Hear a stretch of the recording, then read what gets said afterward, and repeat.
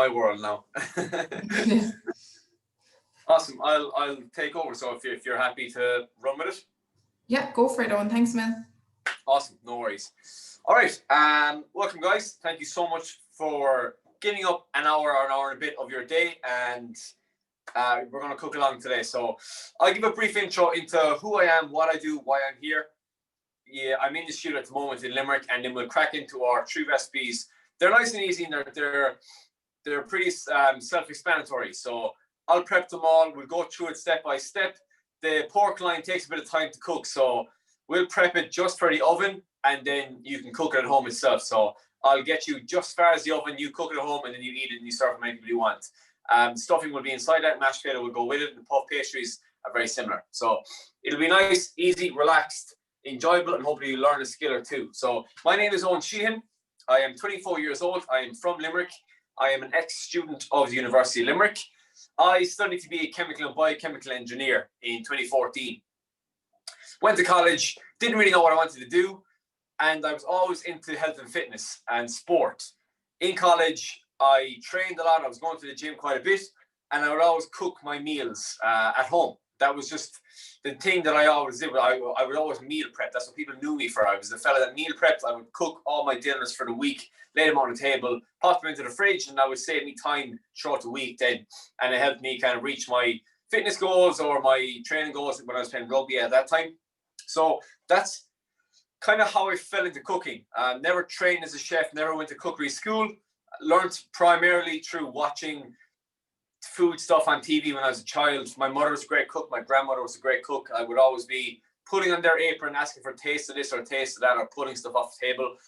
And then like YouTube and all these other things, when I got an interest, I just studied more, I watched more, I practiced at home. And bit by bit, I accidentally became a chef. So in college, prepping my meals, a friend came to me and he saw what I was doing. He worked shift work, 12-hour shift in a factory in Limerick. The food there wasn't great. He was trying to lose weight and he didn't have time to cook his meals at home. He asked me, would I cook his meals for him, same as I was doing? I said, absolutely. €10 a meal. It was 5 meals a week, €50. I was a 18-year-old student, absolutely delighted with life. I was making a bit of money on the side. Another friend came on board, exact same, 5 meals, €50, happy days. And then I kind of used social media just to put it up, just to show the meals. I would show the cooking. And then another person, and it grew very organically, quite slow, over second year, third year, fourth year of college, to the stage where I had maybe 60, 70 meals at home. I was doing, probably 20 people's lunches, and it was starting to become a substantial business. So from there, I started the business called Country Munch. It is a meal prep service. We're based here in Limerick. I'm in the studio at the moment, but this also is a massive production kitchen down there, and that's where the meals are produced every week. So it started with me doing 8 or 10 meals at home. It's now, before COVID, was doing 400, 500, 600 meals a week. And it was a pretty substantial business. Is a substantial business. But that's kind of how I developed as a chef.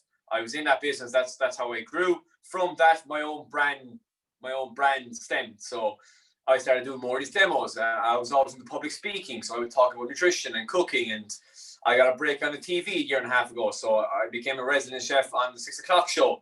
And then from that, I became a chef in a cookery school. So this whole other world opened up just because I started cooking in college. And to this day, it's still growing. It's still this whirlwind of an experience, but I have loved cooking from day one. It's always been my interest, my passion, and I was just happy enough to be able to pursue that. And it led me here to today. So again, the aim with all of these is to make them as relaxed, easygoing, and I suppose transferable as possible. The skills and the things that I show you, I would hope you'd be able to recreate at home. I would always use ingredients that we can get in our local Aldi or Lidl or Spar, or wherever you are, if you're in the States, your local supermarket. And it's not these really highfalutin dishes that are really nice and fun to watch, but not able to do at home. So we're not going to be doing any confit duck or anything like that. It's nice, simple, good wholesome food. So we'll do all 3 recipes. We'll do them in order of the mashed potato first. We'll let that cook as we prep the pork loin and the stuffing to go inside that, and then we'll finish with the desserts, and then the very end with mashed potatoes. So it'll be a sequence of recipes, and they should all kind of fit in nicely and finish together at a similar time. At any stage, if you have any questions, if you have any queries, you can please do just shout them out. I'll stop, I'll address it. If you're cooking along from home, I'll go as slow as possible, and hopefully you can keep up and cook along with me. I'll give a break in between each recipe, so if you have any questions, you can shout it there. And if you don't want to shout it out, you can just put it in the chat box. And if you're watching this at a later stage and you have questions, please do drop me a message, shoot me an email, DM me on Instagram. I'm always open to answers and questions, and any time of the day, just drop me a message. So mashed potato is our first one. Really important. It's like a very traditional Irish dish, but it's great for, again, Thanksgiving. Oh, I should actually preference that. The set is Christmas set. I remember my Christmas jumper. We were filming Christmas videos all week. So I left it up. It's a nice theme to fit this demo. So we're in that kind of theme, that time of the year. It's Thanksgiving, it's Christmas. We're thinking of meals and food that we can cook for our friends and family at home. A mashed potato and potatoes will always be a part of that. So what I've done is I've just peeled my potatoes, just taking the skin off them. Before we start, you can be peeling them at home. I'll just give a brief intro into knife skills, knife safety, so we can leave this demo with 10 fingers and I don't hear ambulances in the background of your Zoom mics. So with our knife, I'll come close to the camera so you can see this. A nice chef knife is always really important. It's quite long, it's about 12 to 15 inches. It's got a thick handle and a nice long blade. Really, really important, and it's often much safer than a small blunt knife, because that could slip and slide and fall, whereas this, you have a really nice strong handle. When we're holding it, we have 2 fingers. Our thumb and our first finger will pinch the blade itself. Our 3 fingers will wrap around the handle. That's always how I hold my knife. Reason being, I have a grip on the blade, I have a grip on the handle, so they're not going to disconnect, or they're nice and solid and firm. That's the weakest point of the knife. And then I have no fingers underneath the blade, so I'm not holding like this, because I've chopped them off. Pinch, wrap, nice and tight on either side, like so. With my other hand, I'll always curl my fingers back, so my knuckles are front facing. The flat of my knife will always stick to the front of my knuckles. So when I'm chopping, I'm always going up and down. The flat of my knife is sticking and sliding on the knuckles. I'm not going up and over. You chop them off. I'm not keeping them flat out. You chop them off. Nice and straight, stuck to our knuckles, up and down, just between knuckle 1 and knuckle 2.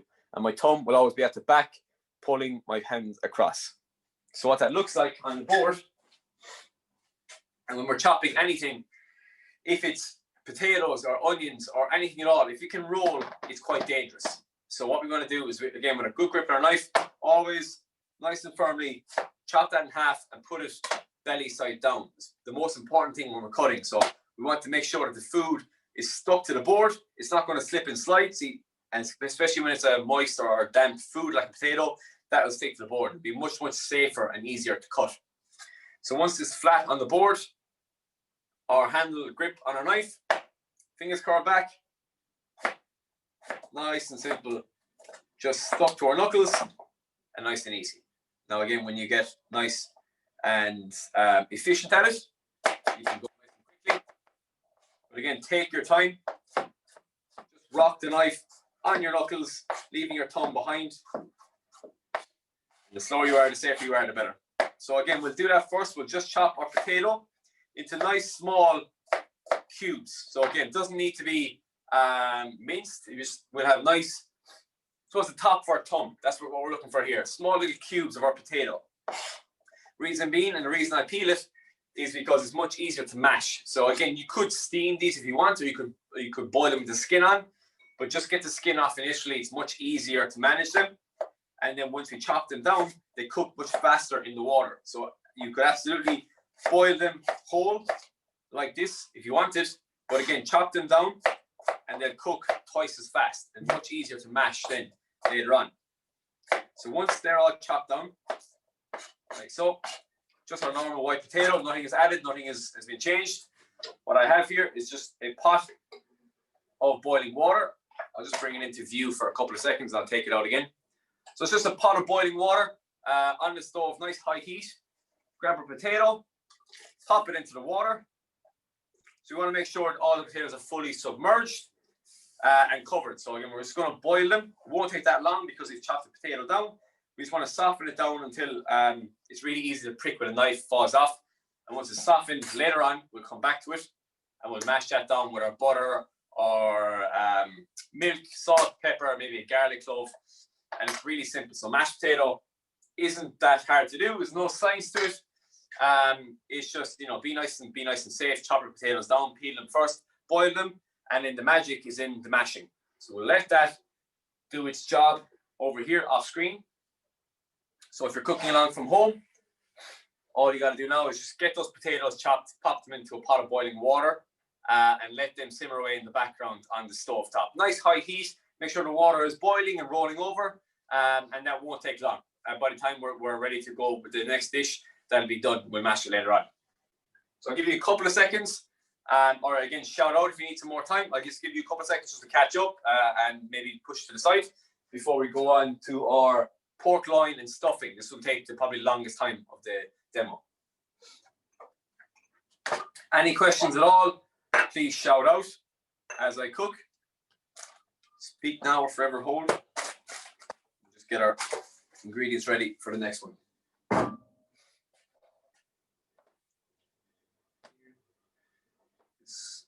This. Okay, so I'm going to take the silence as a cue to keep going. Again, I go nice and slow. So if you're just getting the spuds on now, you'll be able to catch up in a couple of seconds. There's no fear yet. So the next part is our stuffing. And again, this is a great dish.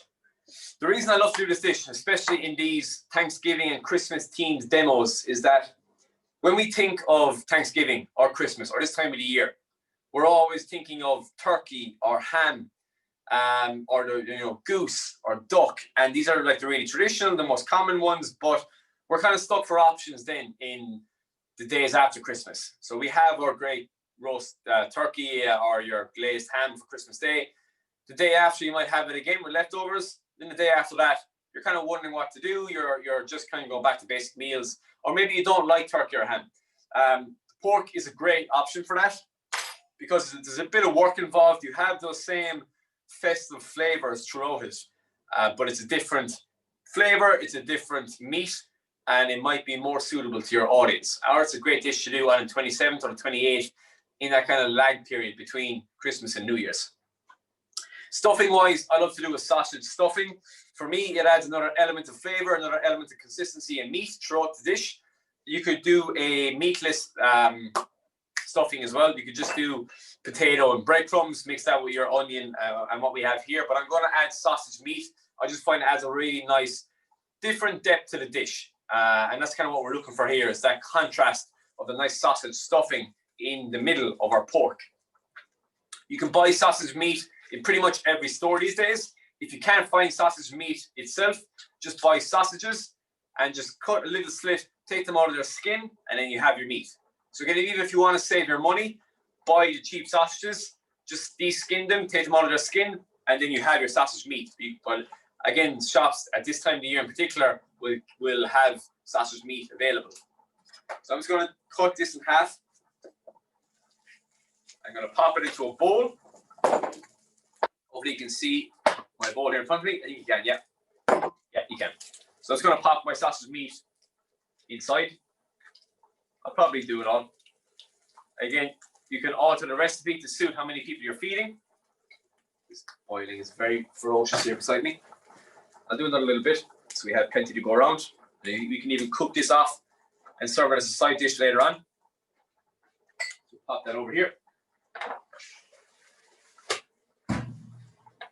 So our sausage is the base. That's the kind of the holder, the binder, the texture of the dish.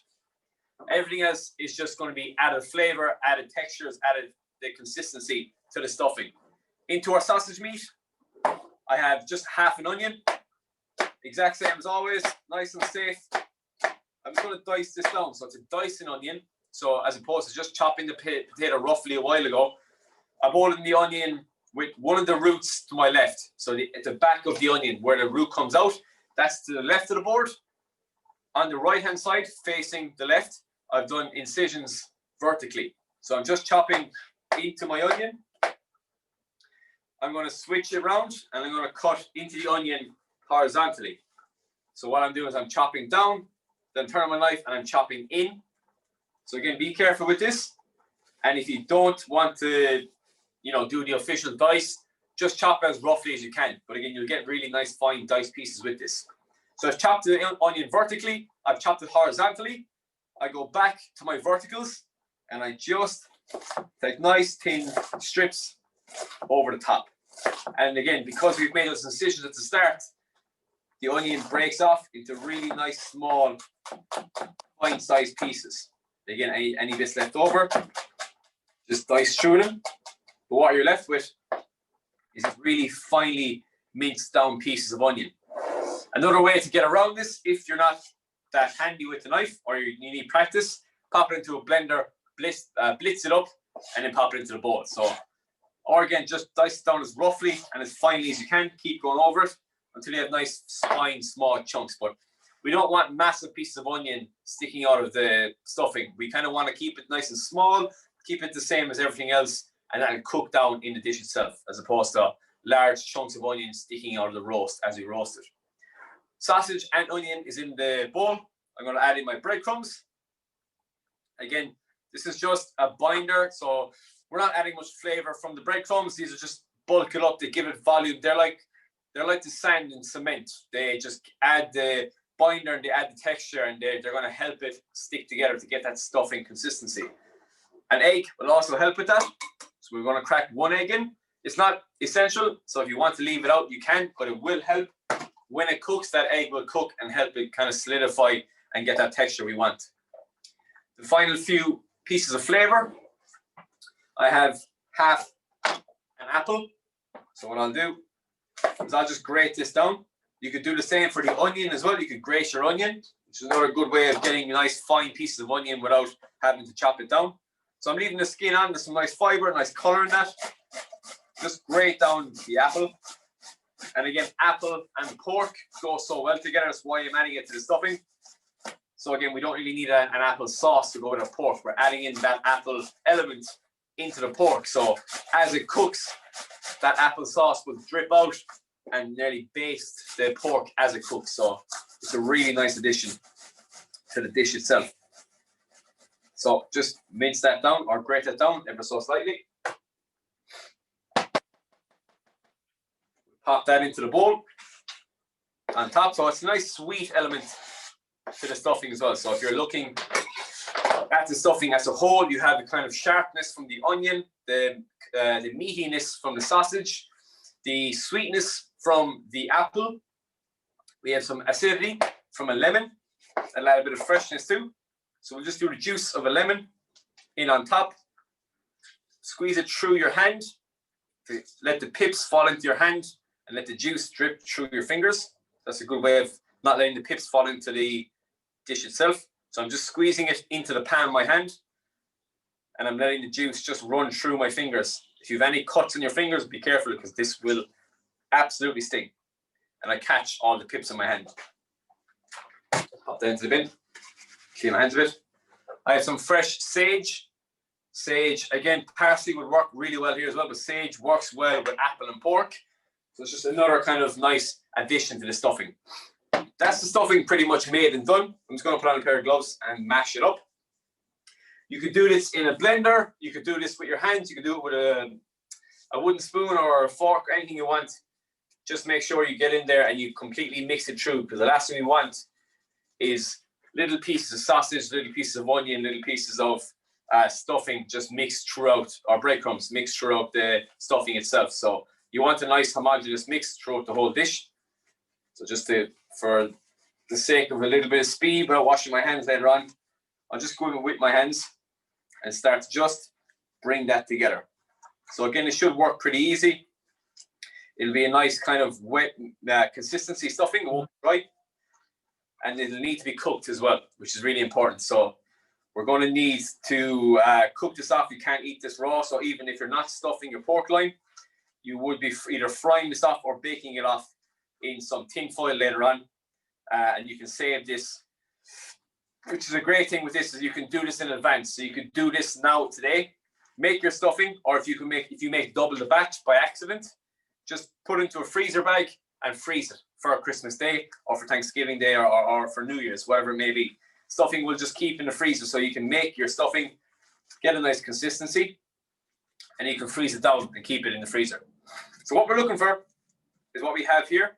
It's a nice sticky consistency. We have those beautiful flecks of color throughout the dish. We have our sausage meat, but again, we have our flecks of green from the sage. I can see the piece of apple, the onion throughout it. And that is a stuffing made and done. So it's really, really easy. And again, it's much cheaper to make it yourself. If you buy stuffing in a store, it can often be very, very expensive. So I'll just take the gloves off. Stuffing is made. So again, you could do that the night before, you could do that the month before.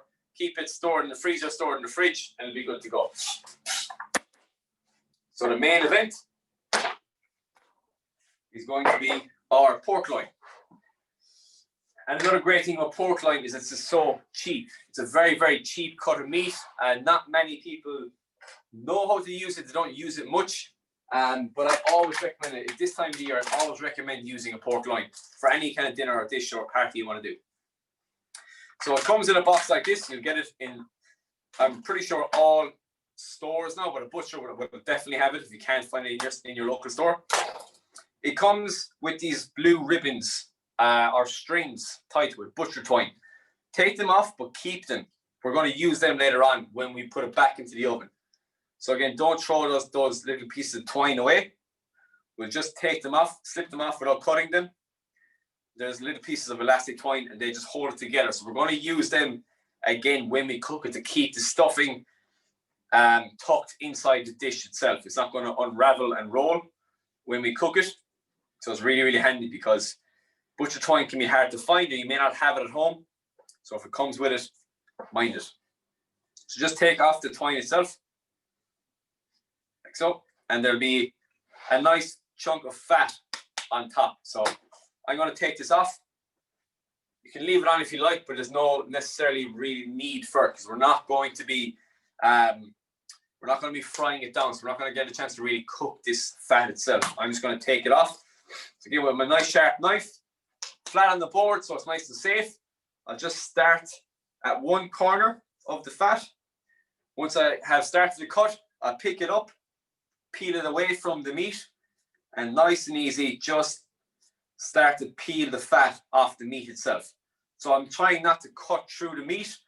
I'm just making a small incision, pulling the fat off the meat itself, and then nice and easy, just gently coax it away from the meat, and the fat will start to just kind of slide off it, if anything. You might need to make a few incisions every now and then just to get around any knots, but it will start to come nice and easy. And try not to dog the meat or butcher the meat because it'll be much harder to roll later on. So we'll just keep going, nice and easy. Be careful with your knife, and a good sharp knife is really important here.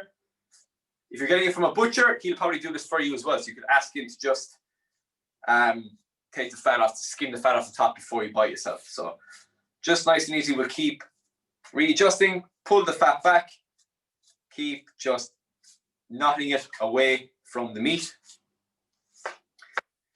We're at the very, very end here. Same again, the last corner. And it'll start to roll away. Pretty easy.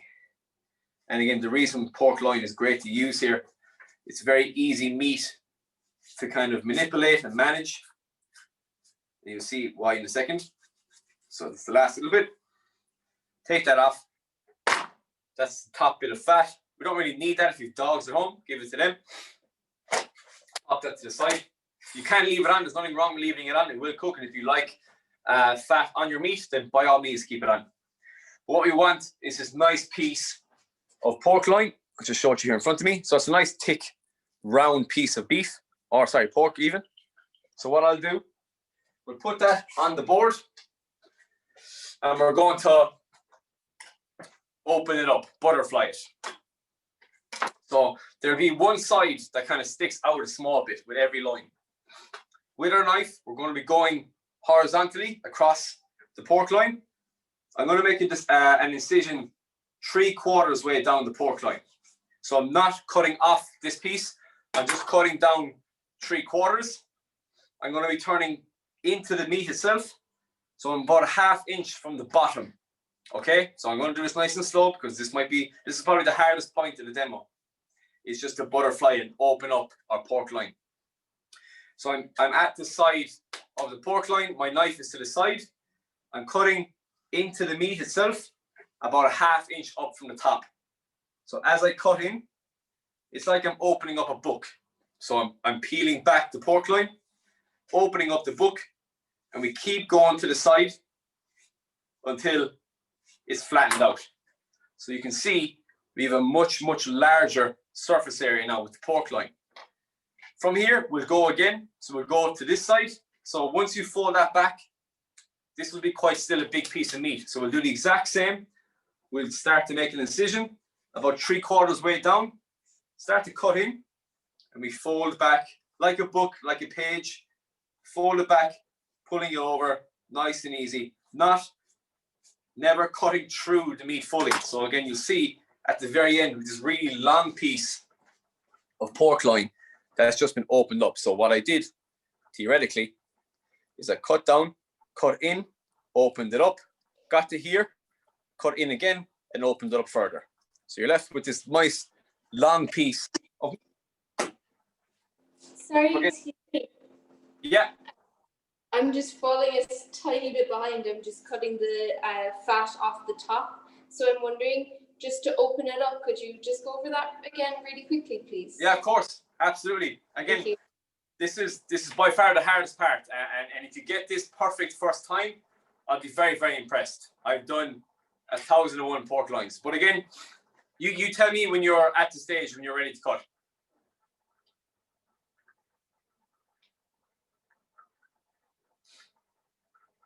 Okay.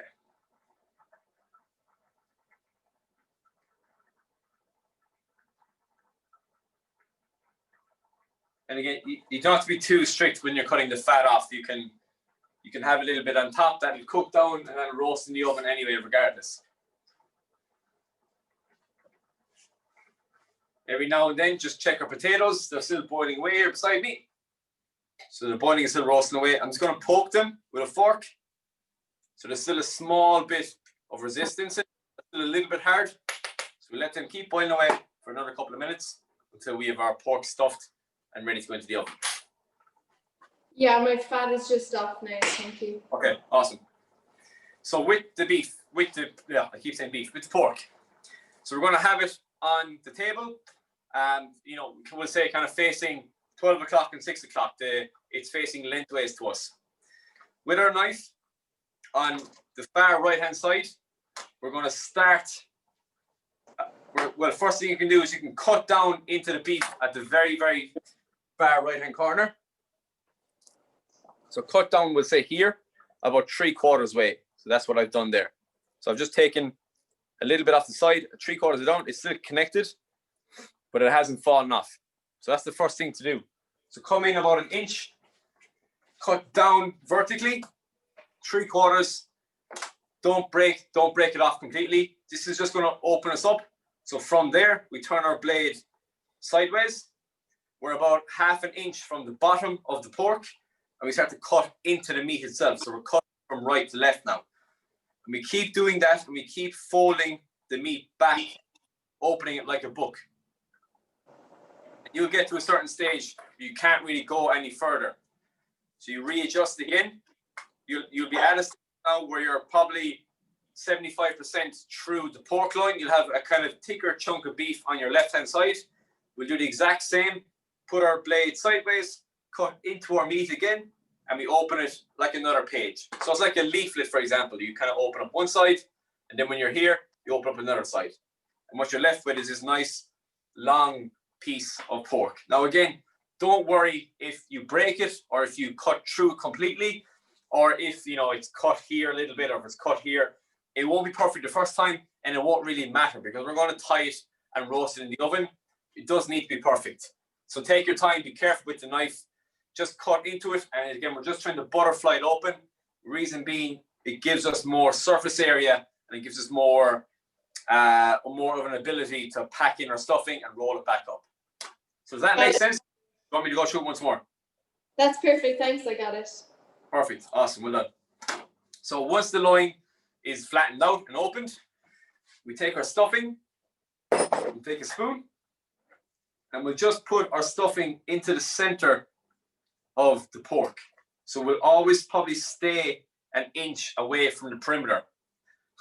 So just take our stuffing, pop it in the center, flatten it out, push it down, keep adding it in. And again, there's no need to go to the edges because it'll just spill out and cook. And that'll, when we roll that up, it'll push to the edges anyway, regardless. So what we're doing here, put as much on as you like. And again, you might have enough stuffing to do another day. So keep that in the fridge, or you can pop that in some tin foil and roast that alongside just to have it as a side dish. So the one thing we haven't done so far is season. At this stage, we'll do a nice crack of salt and pepper. You can add that to the stuffing as well. I often like to do it at this stage because those sausage meat can be quite salty. So I kind of like to do it at this stage and not over salt it. But be generous enough, do a nice crack of black pepper, do a nice pinch of salt into our stuffing on top of our meat. I'll keep coming forward just to try and do this as best as I can. You can see our stuffing is just in the center of our beef. So it's a nice long strip of pork loin. Now what we'll do, once your stuffing is in the center, we'll keep it about an inch from the sides, pat it down. I'm going to go to one side of the pork and I'm going to start to roll it on top of each other, like a fig roll, but made of pork. So roll on top, keep going over and over and over and over on top of each other. And what you're left with is this beautiful cylinder bit of pork. You can see the kind of swirl of stuffing in and around it. So keep that nice and solid. This is where the butcher twine comes in handy.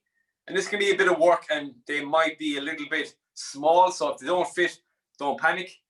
If you can get them on, that's great. I might even be able to get these on myself. I usually have my own twine here. But if I can get one on, it'll just keep it solid a small bit. So again, as best you can, go back on with the twine. So we'll fit over, just squeeze it on. So we'll put those blue tags back on. And again, you'll see, because that twine is on, it keeps it solid and it keeps it together. So get as many on as you can. I'll just put 2 on for the time being. If you can get 4 on, please do, and please take your time. And just be conscious, the more you squeeze it, the more you press it down, the more the stuffing is going to want to spill out. So replace any of the stuffing that spills out. Make sure you push it back in from the top. And then take your time and get those blue go-go's back on the meat itself. So I'll just do 2, just for the sake of time. Like so. And what we're left with, if I can show you there, is our pork loin that's back and tight and held together with our tie wraps, or not tie wraps, with our go-go's. And our stuffing is layered in and around like a swirl on top. So that pork loin is essentially ready to be cooked. So what we'll do is we'll get a roasting tray. This one's perfect. Any dish fit for the oven is perfect for this.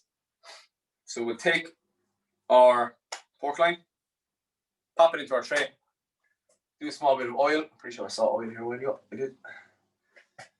I'll do a small drizzle of olive oil over the top just so it won't stick to the pan. Give it a shake. That is set and ready to go into the oven. So again, because it's pork, it won't take incredibly long to cook. It is a quite thick chunk of meat. So just be conscious. Pop it into the oven. I think at 180 degrees. The recipe and the times and temperatures are in the recipe card. So I'll give you a look at that. Into the oven. It will take over half an hour for sure.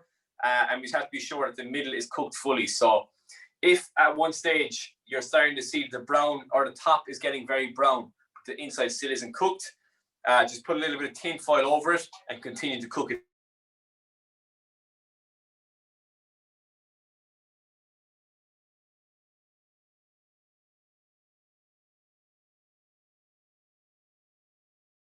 Open, cut a little sliver off, check the inside, make sure it is fully cooked on the inside. So again, that is fit for the oven. we'll pop that into my pretend oven here to the side. I'm not going to pop it in because the ovens here are pretty loud and it might affect the audio. Plus, I won't just stand here waiting to cook a witchy as you watch. So that goes into the oven. If your oven's at home, pop it in now. Keep an eye on it later on. Is there any questions on anything that I did there? Just while I do a quick clean here and we move on to the desserts. So pop this behind me.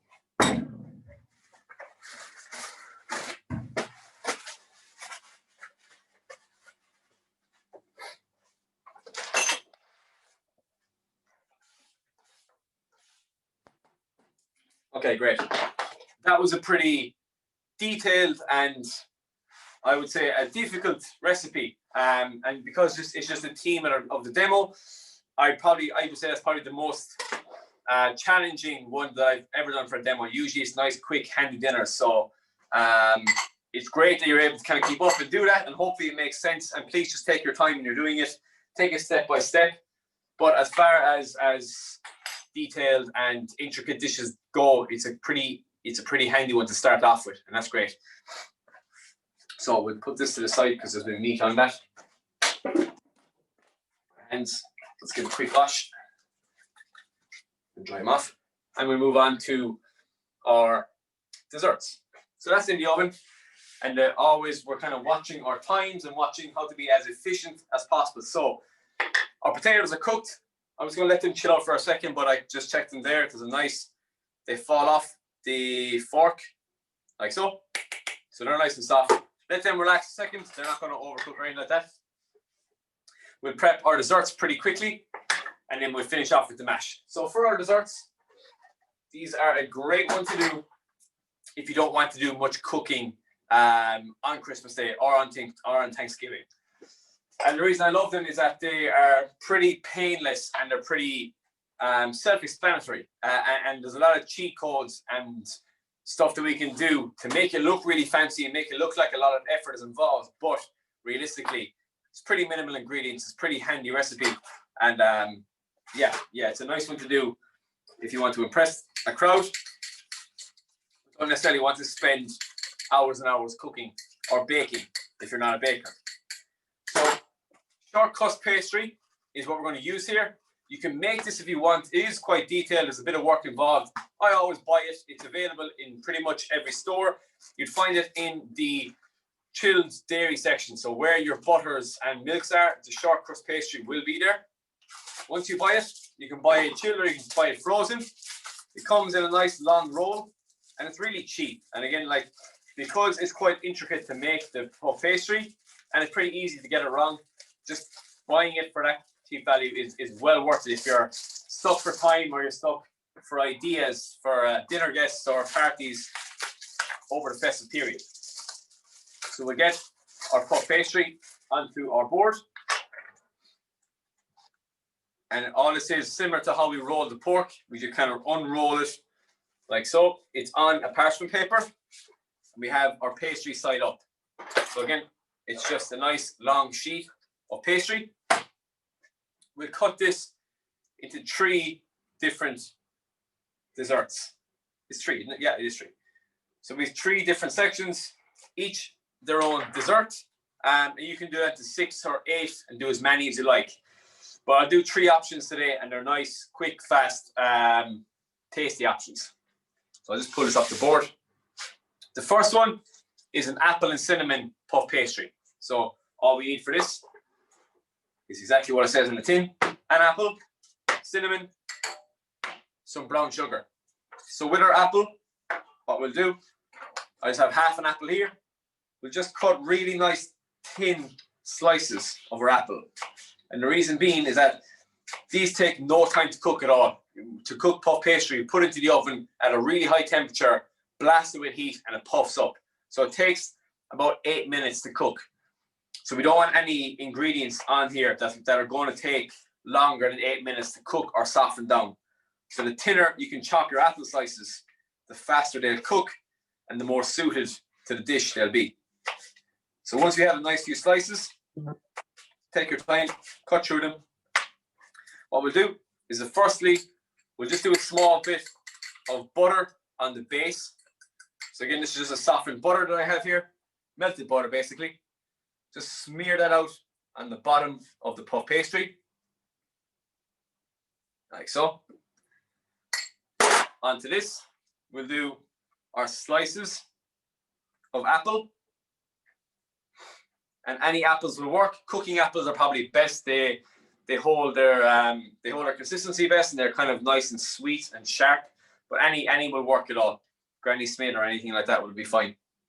So just pop your apple slices on in a nice pattern. Be as creative as you like. Onto this, we'll do a nice dusting of brown sugar. So just my brown sugar here. We'll take about a teaspoon. Usually does it. Because the apples are quite sweet anyway, we don't need to go crazy with the sweetness.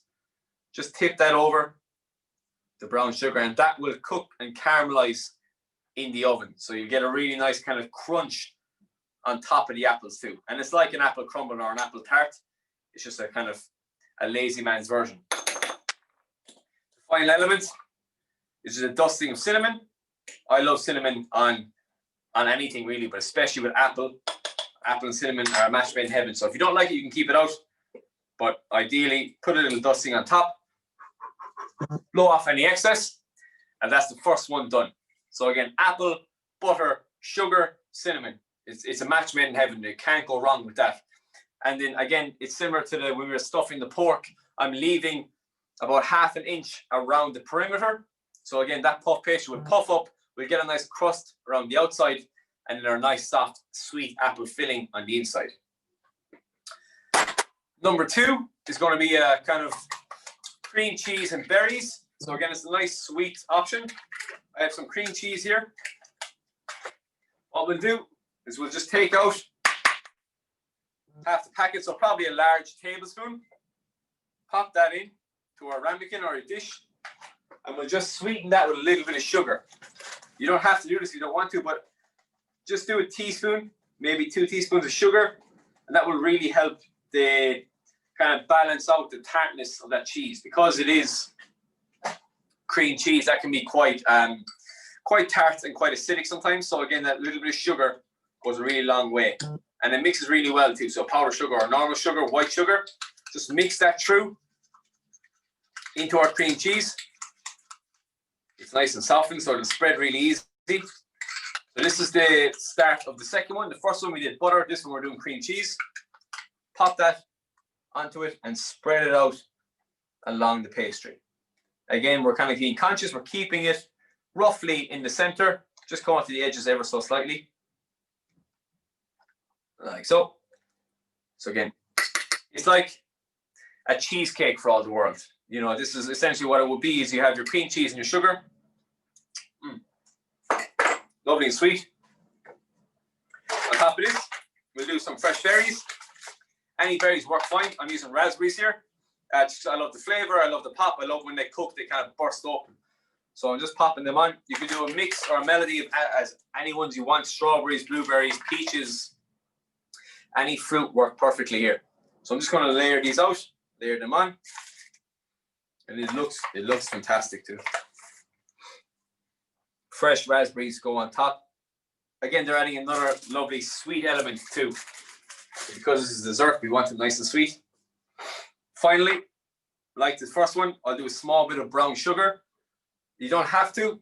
I like the way it caramelizes. It'll add a bit of a crunch on top of those berries.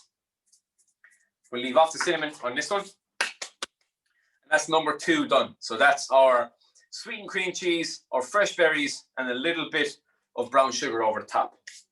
So that's 2 desserts done. So you could do 1 full tray of your apple. You could do 1 full tray of your cream cheese and berries.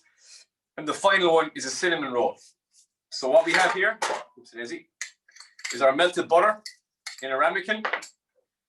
We'll do a tablespoon of sugar, brown sugar I'm using. We'll do a generous teaspoon of cinnamon. So butter, sugar, cinnamon. That's the 3 elements to this one. That is what you would find in a cinnamon roll. So get involved with that. Mix that into the butter. And what you get, you could literally eat this with a spoon, is this beautiful mixture of your butter, sugar, and cinnamon. So if you go to like Cinnabon or any of those cinnamon roll places, this is how they're made. This paste is put into a dough. But again, we're using puff pastry to replace that dough nice and quickly. So we'll take our sweetened cinnamon butter paste, spread that on the last one here. We will not be counting our calories on this day, nor should we, for Christmas. So layer that on as best we can. Make sure we get all the sides and edges. And by all means, lick the spoon after this one. And what we'll do with this, we won't keep this straight like the other ones. We can fill to the edges once all of it is on. And then I'm going to take this one on one edge, and exact same as the pork. There's a lot of tie-ins here.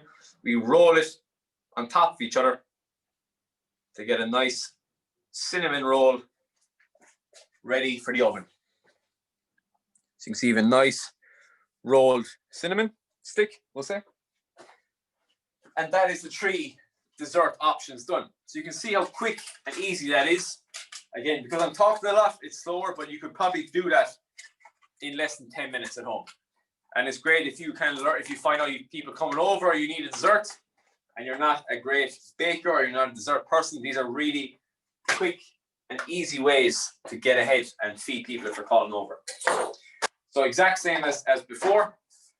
We get a roasting tray or whatever will fit all 3. If you have to do 1 per tray, that's absolutely fine.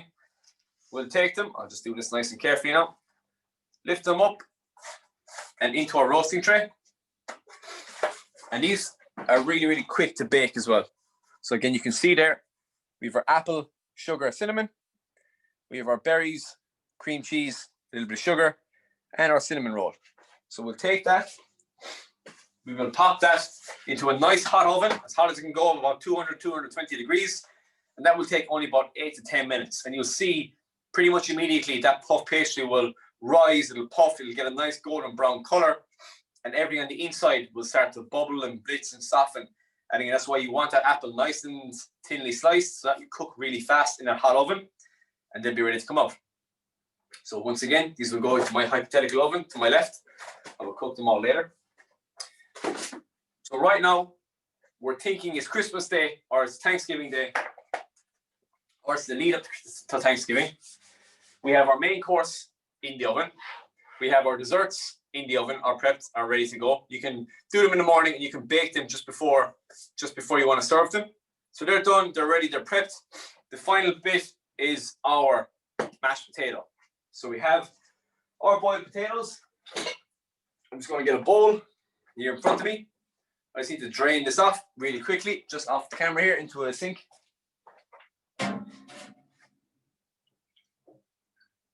Okay.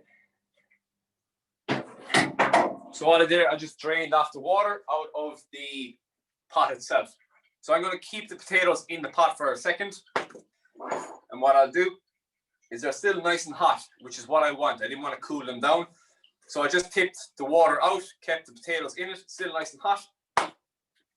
Into this, we will do some milk, some butter, salt, and pepper. And we'll do some chives to finish. And I often add a clove of garlic, if you want to add that in as well. I won't add it now, but I often will add a clove or a half a clove of garlic into the mashed potato. It has a really nice garlicky flavor to it. So it's a nice generous tablespoon of butter. Be as generous as you can with this. It may look like a lot, but keep in mind when you're serving this out, this may serve 3 or 4 portions. So a tablespoon between 4 people isn't a lot. So be generous, creamier the better. We'll just do a splash of milk. We don't need a whole pile because they are quite soft and moist and they have a little bit of moisture in them. We don't need to add much more liquid to it. So our milk and butter are in the potatoes. We'll do a nice generous crack of black pepper. You could do white pepper as well to keep the black flecks out, keep a nice kind of white color. They'll often do white pepper. And a generous pinch of salt. Really, really important.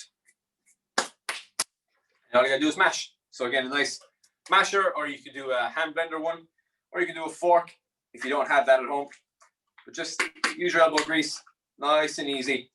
Start to mash it around. Make sure the butter is melting. Make sure it's still hot. That's really important. You shouldn't try and mash potatoes soft, or sorry, cold even. Definitely mash them soft, but they shouldn't be cold because they're quite firm and they'll be solid. So keep it hot. Even if it's not incredibly hot, you can put this back on the stove and mash it on the stove with a little bit of heat underneath. You can see there's still plenty of steam coming off this, and they just mash so simply. And again, it only takes a couple of seconds, but you get this really nice creamy texture. We'll taste a little bit of it. I have no. Let's see this back in the knife. When I taste it, I'm looking for creaminess. So I know by the color, there's probably enough butter there. I'm looking for salt and I'm looking for pepper. So there's enough pepper in, there's a little bit of heat. I'll do another little pinch of salt. Mix that through. Stir that around. And I'll just pop this into a bowl here beside me. If I have a spoon, yeah. So we'll just clean off. Get a spatula. And you see how easy it is to mash that when you keep it hot. And again, you could, if you want to go an extra level, heat up the milk or heat up the cream, whatever you're using, add it in hot. So again, we're trying to keep everything hot. We don't want to cool it down too much. So my potato is mashed, is added in there. I have a small few chives. Again, they're really handy to get. They're just a cousin of an onion, is what we call them. They add a nice bit of freshness and a nice bit of color as well. I don't have a knife there handy. I'll just really quickly dice through my chives. And again, this is not essential, but it is nice. These small finishing touches, they do make a difference, and they add a little different bit of color, a little bit of different texture. And if it looks nice, we often eat with our eyes, so it's more appealing to us. Add that in. We'll give that a stir around. So, and oftentimes if I'm serving that up in front of the dinner table, I'll put a small little butter in the center, maybe another crack of pepper over the top, and that is the perfect mashed potato you will get every single time. So again, key things to note here is that the potatoes are fully cooked and soft before we start to mash. You keep it hot, so keep it in that hot pan. Just drain it off, keep it in the hot pot. If it's not hot, put it back on the stove. Add in hot milk if you need to. If you're not cooking on the stove, keep mashing it down. Use a masher. Use the back of a spoon if you really want a fine texture. And then, serve it up with your chives. Serve it up with a little bit of garlic powder or a fresh garlic clove in there. And you'll get every single time. It's absolutely beautiful. It goes perfectly with that pork that will come out of the oven with it. Serve that with whatever veg you want. You could roast some carrots and parsnips with a little bit of mustard and honey. You could do steamed greens, whatever you want. It's perfect, and they're a great balancing dish. You kind of want that creamy mash to go with that beautiful roasted pork with the sausage stuffing. So that is the 3 recipes done. There's no point just waiting here to cook these here. I'm going to cook them myself. I'll post the pictures of the finished products on my Instagram story, so please head over there, check it out. I encourage you to do the same if you create this tonight or tomorrow or on Christmas Day or whenever. Please try them out. Please message me, interact, ask any questions you have, and then make sure you tag me so I can see all the recreations and we can celebrate virtually this year. It's a strange year, and we just have to make the most of it and celebrate with the people closest to us if we can, hopefully, and enjoy for what it is and what we can. And again, food brings people together, and that's why I love cooking. I love teaching people to cook. Is that it's a life skill. Whether you're feeding yourself, you're feeding your family, you're trying to impress a partner, cooking is such a transferable skill, and you use it for the rest of your life. So I hope some things that I showed tonight were easy to understand, were transferable, even if it's just the chopping skills. Use them, take them onto other dishes. If you're desserts, they're suitable for any time of the year. Mashed potato, any time of the year. Even the pork, any time of the year. It's all subjective. It's all down to you. So I appreciate you sticking around and watching. If you're watching this at a later date, I appreciate if you got to this stage of the demo. And again, I'm happy to stick around. I'll answer as many questions as you can. If you've no question now and you have one later, or you don't want to ask it now in front of everyone, just drop me a message. at Eoin Sheehan on Instagram, or you can find my email in the chain, or you can ask someone in the Students' Union. But again, I'm more than happy to answer any questions. We do a ton of recipes on our socials every day on Instagram.